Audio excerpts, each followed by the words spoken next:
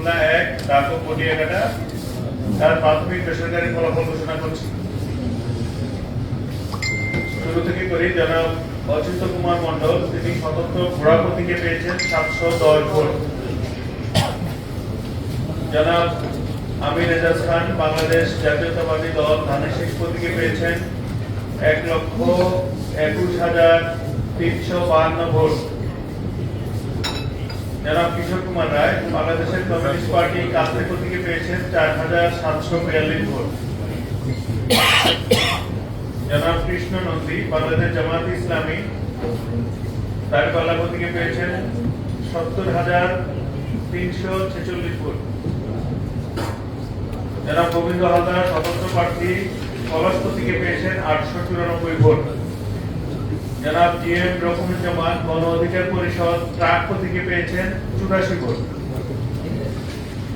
জনাব প্রবীর গোপাল রায়, বাংলাদেশ মাইনরিটি জনতা party rocket প্রতীকে পেয়েছেন 567 ভোট। জনাব প্রসেনজিৎ দত্ত, জাতীয় সমাজতান্ত্রিক দল জেএসডি তারা প্রতীকে পেয়েছেন 513 ভোট। জনাব মোহাম্মদ আবু সাইদ, ইসলামী আন্দোলন বাংলাদেশ হাত পাখা প্রতীকে পেয়েছেন 5,619 ভোট। জনাব মোহাম্মদ জাহাঙ্গীর হোসেন, জাতীয় পার্টি লাঙ্গল প্রতীকে পেয়েছেন 630 ভোট।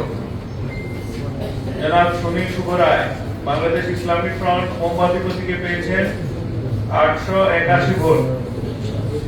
এবং জনাব সুব্রত মন্ডল, বাংলাদেশ সম অধিকার পার্টি দোয়াত কলম প্রতীকে পেয়েছেন 169 ভোট। তো এই ক্ষেত্রে জনাব আমির এজাজ খান, বাংলাদেশ জাতীয়তাবাদী দল ধানের শীষ প্রতীকে 1,21,352 ভোট পেয়ে তিনি জয়ী হয়েছেন। ভোট কেন্দ্রের সংখ্যা 120। ব্যবধান হচ্ছে 51,006 ভোট, সর্বোচ্চ ব্যবধান।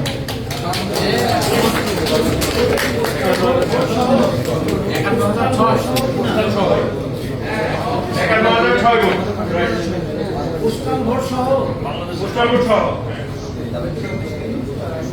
এবার এই আসনের গণভোটের রেজাল্ট বলছি।